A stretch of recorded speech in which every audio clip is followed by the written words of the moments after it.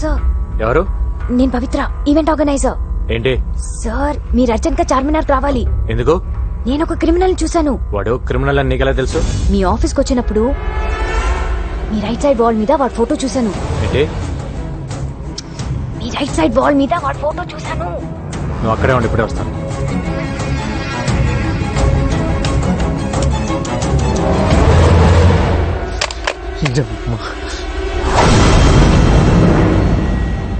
చార్మినార్ సాక్షిగా గణేష్ ఎన్కౌంటర్.